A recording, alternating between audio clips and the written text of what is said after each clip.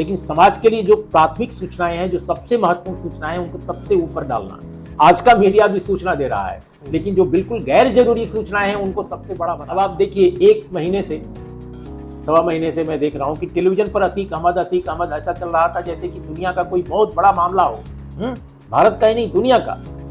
अब अतीक अहमद को पुलिस की रखवाली में, पुलिस की हिरासत में लोगों ने मार डाला। जो लोग भी मैं नहीं जानता, उन्होंने जय श्री राम का नारा लगाया। अब सुनाई पड़ा था, मैंने तो अभी वीडियो देखा, उसमें जय श्री राम का नारा लगाते हुए कुछ लोग थे, और आवाजें किधर से आ रही हैं ये पता नहीं है। उनको भी बहुत महत्वपूर्ण सूचना बनाकर और एक हवा खड़ा किया जा रहा है समाज में। ऐसा लगता है कि किसी का पर्पस पूरा करने के लिए एक टूल किट की तरह इस्तेमाल मीडिया हो रहा है। तो ये मीडिया नहीं है, ये मीडिया इसको नहीं कहा। मीडिया का विकल्प तो मैं नहीं मानता सोशल मीडिया को, लेकिन एक एडिशनल उसका एक रूप है, एक उसका भी अपना एक प्लेटफॉर्म है, और डेमोक्रेसी को मजबूत अगर समाज में किया जाए तो मैं समझता हूँ सोशल मीडिया भी अच्छा काम कर सकता है। नमस्कार, मैं हूँ मंगलेश्वर और ट्राइबल टाइम्स में आपका स्वागत है। आज हम देश के जाने माने और विख्यात पत्रकार उर्मिला जी के साथ हैं, और आज हम पत्रकारिता पे ही कोई बात करेंगे।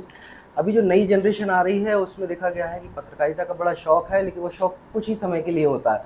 आखिर पत्रकारिता क्यों मतलब निचले स्तर पर जा रही है, और लोगों का रुझान, जो यंग पीढ़ी है वो क्यों पत्रकारिता से पीछे भाग रही है, इस पर हम बात करेंगे। सर, आपका बहुत बहुत स्वागत है। तो सर, ये जो पत्रकारिता है आज मतलब अपने निचले स्तर पर आ गई है, तो इसके पीछे क्या कारण मानते हैं आप? देखिए, अपने दुनिया में जहाँ भी समाज जिस तरह का होता है, वहाँ पे पत्रकारिता उसी का एक रिफ्लेक्शन है। आई मीन, मीडिया जो है अभिव्यक्ति का एक माध्यम है, जिस तरह से लेखन के दूसरे और विधाएं हैं। तो जो अभिव्यक्ति की जो आज़ादी है वो डेमोक्रेसी में ही सुरक्षित रहती है। तो अगर आपके समाज में, किसी भी समाज में, मैं केवल भारतीय समाज की बात नहीं कर रहा हूँ, पाकिस्तान का समाज हो या कोई भी समाज हो, अगर डेमोक्रेसी किसी समाज में सिमटती है तो अभिव्यक्ति की आज़ादी भी सिमटेगी, और जब अभिव्यक्ति की आज़ादी सिमटेगी तो मीडिया भी सिमटेगा। लेकिन अपने यहाँ चूँकि भारत में मीडिया का बहुत प्रचार प्रसार हो चुका है, उसका जो इंफ्रास्ट्रक्चर है बहुत बड़ा है। अखबार जो है रंग बिरंगे निकलते हैं, इतने पेज उस पर हैं, टेलीविज़न इतने सारे हैं, तो अब उनको तो कुछ करना है। तो उन्होंने क्या किया है कि अभिव्यक्ति की आज़ादी को एसर्ट करने के बजाय उन्होंने समाज में जो अभिव्यक्ति की आज़ादी को रोकने वाले लोग हैं, यानी उसको कम करने वाले लोग हैं, उसके वो ढिंढोरची बन गए हैं। ढिंढोरची का मतलब ये कि ढोलक बजा रहे हैं उसके लिए। जैसे पहले राजा महाराजा निकलते थे तो उनके लिए ढोल बजाते थे लोग, उनके लिए तुरही बजाते थे, उनके लिए तमाम तरह के वाद्य यंत्र इस्तेमाल किए जाते थे। ठीक है जी।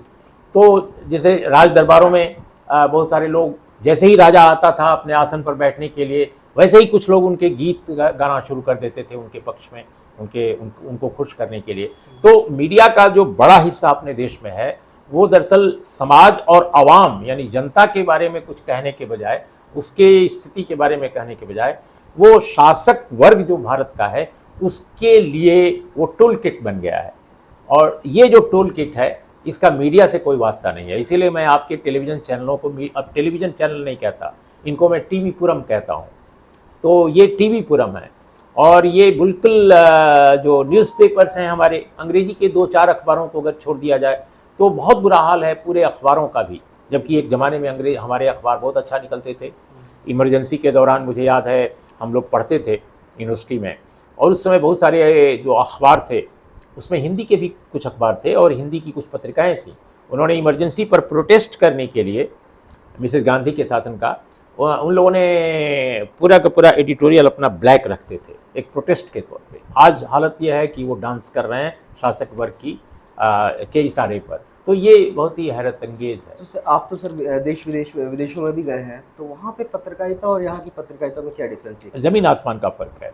विदेश की अगर बात कीजिए, मैं यूरोप की बात करता हूँ या अमेरिका की बात करता हूँ।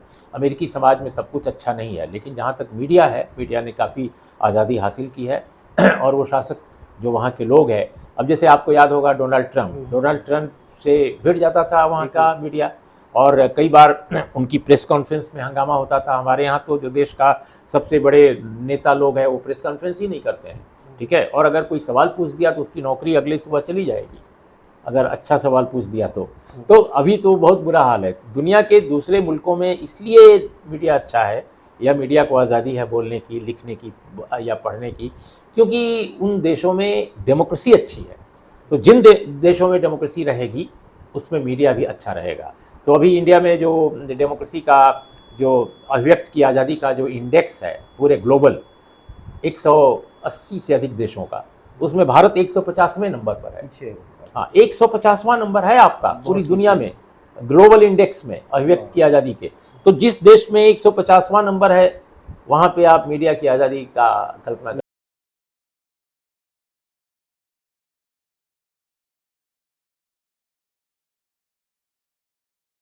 वहीं नहीं कोई यहाँ पर। सर एक सवाल और था कि जिस समय मतलब प्रिंट मीडिया था, हम लोग आप भी प्रिंट मीडिया से ही आए, हम लोग भी प्रिंट मीडिया से आए, तो प्रिंट मीडिया का बेस माना जाता था पत्रकारिता का। इलेक्ट्रॉनिक मीडिया आया तो वैसा लगा कि प्रिंट मीडिया खत्म हो जाएगा, लेकिन आज भी प्रिंट मीडिया की अपनी ताकत है। अब प्रिंट और इलेक्ट्रॉनिक मीडिया के पास सोशल मीडिया आ गया है, तो अब ये दोनों मीडिया सोशल मीडिया से घबरा रहे हैं। तो क्या लगता है कि मतलब सोशल मीडिया इतना पावरफुल हो गया, ये मीडिया कमज़ोर हो गया? देखिए, सोशल मीडिया जब आप कहते हैं तो जो इंटरनेट के बेस पर जो मीडिया या अभिव्यक्त की आज़ादी जो लोग अपना एक्सप्लोर कर रहे हैं या अपनी बात कहने की कोशिश कर रहे हैं, उनकी भी अपनी सीमाएं हैं। ये ठीक है कि वो खुल के अपनी बात कह रहे हैं, बहुत सारे लोग उसमें भी ऐसे लोग हैं जो शासक वर्ग के ही पक्ष में बोलते हैं या जनता के खिलाफ बोलते हैं। लेकिन जो लोग आवाम और समाज के पक्ष में बोल रहे हैं उनकी संख्या अच्छी खासी है, इसमें कोई दो राय नहीं है। लेकिन उसमें भी यह है कि जो एक सोफिस्टिकेशन होना चाहिए, जो एक उसको बोलेंगे ऑब्जेक्टिविटी होनी चाहिए, जो एक सच्चाई को जाहिर करने का तौर तरीका होना चाहिए, जिससे कि लोग एजुकेट हों। मीडिया का काम केवल इन्फॉर्म करना नहीं है, मीडिया का काम एजुकेट करना भी है, लोगों की समझदारी में परिष्कार करना है। तो सोशल मीडिया में भी आप पाएंगे कि बहुत सारे लोग जो हैं बातें तो ठीक ठाक कह लेते हैं, लेकिन उनके कहने का अंदाज बहुत ही अटपटा होता है और जो समाज में कटुता है उसको और बढ़ाता है। और कई बार ऐसा लगता है कि वो जो कह रहे हैं वो कन्विंसिंग नहीं है, तो क्योंकि उनके पास भी अध्ययन नहीं होता है गंभीर, उनके पास कहने का उनका कौशल नहीं होता है उस तरह का।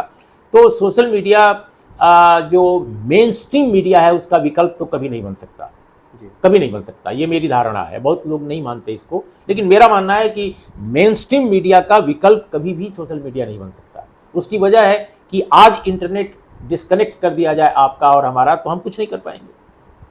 हम आज लिख रहे हैं, हम आज बोल रहे हैं, और हमारे यूट्यूब चैनल पर सरकार पाबंदी लगा दे तो हमारी बात ही नहीं जाएगी, हम अपने कमरे तक सीमित रह जाएंगे। लेकिन एक अखबार में जो छपा है वो दूर तक तलक जाएगा। अखबार को बैन करने में बहुत सारी समस्याएं सरकार के पास हैं। तो इसलिए मेन स्ट्रीम मीडिया का विकल्प तो मैं नहीं मानता सोशल मीडिया को, लेकिन एक एडिशनल उसका एक रूप है, एक उसका भी अपना एक प्लेटफॉर्म है। और डेमोक्रेसी को मजबूत अगर समाज में किया जाए तो मैं समझता हूँ सोशल मीडिया भी अच्छा काम कर सकता है। और जो लोग सोशल मीडिया पर अनगढ़ ढंग से अपनी बातें कह रहे हैं या अनप्रोफेशनल ढंग से बातें कह रहे हैं वो भी ज़्यादा धीरे धीरे प्रोफेशनल होंगे। लेकिन उनको भी शिक्षित और प्रोफेशनल बनाने की जिम्मेदारी जो मीडिया में ऊपर बैठे लोग हैं या जो अनुभवी लोग हैं उनकी है। और युवा पीढ़ी और बाद की पीढ़ी के बीच में कोऑर्डिनेशन होना चाहिए। ये नई जो युवा पीढ़ी आ रही पत्रकारिता में, उनको क्या संदेश देना चाहेंगे सर आप? आवाम के साथ खड़ा रहना पत्रकार का काम है। आवाम मतलब समाज, जनता। पत्रकारिता जिसे कहते हैं उसका मकसद क्या है? लोगों को सूचित करना, लोगों को जानकारी देना, और जानकारी के साथ जैसा मैंने पहले कहा लोगों को ज्ञान से एम्पावर करना, नॉलेज यानी उनको एजुकेट भी करता है एक तरह से मीडिया। तो मीडिया केवल सूचना की बौछार नहीं करता, सूचनाएं तो बहुत सारी हैं, लेकिन समाज के लिए जो प्राथमिक सूचनाएं हैं, जो सबसे महत्वपूर्ण सूचनाएं हैं, उनको सबसे ऊपर डालना। आज का मीडिया भी सूचना दे रहा है, लेकिन जो बिल्कुल गैर जरूरी सूचनाएं हैं उनको सबसे बड़ा बना रहा है। अब आप देखिए, एक महीने से सवा महीने से मैं देख रहा हूं कि टेलीविजन पर अतीक अहमद ऐसा चल रहा था जैसे कि दुनिया का कोई बहुत बड़ा मामला हो, भारत का ही नहीं दुनिया का। अब अतीक अहमद को पुलिस की रखवाली में, पुलिस की हिरासत में कस्टडी में लोगों ने मार डाला। जो लोग भी मैं नहीं जानता, उन्होंने जय श्री राम का नारा लगाया। अब सुनाई पड़ा था, मैंने तो अभी वीडियो देखा, उसमें जय श्री राम का नारा लगाते हुए कुछ लोग थे, और आवाज़ें किधर से आ रही हैं ये पता नहीं चला। तो पुलिस की रखवाली में एक अपराधी को मारा गया, जो एक अपराध की सजा पाया हुआ है, कई उस पर अपराध लंबित हैं। तो ऐसा लगा जैसे कि अपराध को अपराध से खत्म करने की कोशिश की जा रही है। मीडिया बता रहे कि मीडिया वाले ही थे सर, मीडिया के मैं नहीं जानता, मैंने कोई इन्वेस्टिगेशन नहीं किया है, क्योंकि घटनास्थल से मैं बहुत दूर हूँ, तो मैं नहीं जानता कि कौन थे। ये तो इन्वेस्टिगेशन का विषय है, और वो मीडिया की शक्ल में कौन थे, नोबडी नोज। तो मेरा ये कहना है कि जो ये स्थितियां हमारे समाज में हैं कि जो गैर जरूरी सूचना है उनको भी बहुत महत्वपूर्ण सूचना बनाकर और एक हवा खड़ा किया जा रहा है समाज में। ऐसा लगता है कि किसी का पर्पस पूरा करने के लिए एक टूल किट की तरह इस्तेमाल मीडिया हो रहा है। तो ये मीडिया नहीं है, ये मीडिया इसको नहीं कहा जा सकता है। That's all. तो जैसा कि सर बता रहे हैं कि मीडिया को टूल किट के रूप में इस्तेमाल किया जा रहा है, ऐसा होना नहीं चाहिए। तो नई पीढ़ी के लिए एक बहुत अच्छा संदेश है कि जो पत्रकारिता में आ रहे हैं उनको इस चीज़ों का ध्यान रखना पड़ेगा, तभी वो मतलब समाज में कुछ कर पाएंगे। जबलपुर से मंगलेश।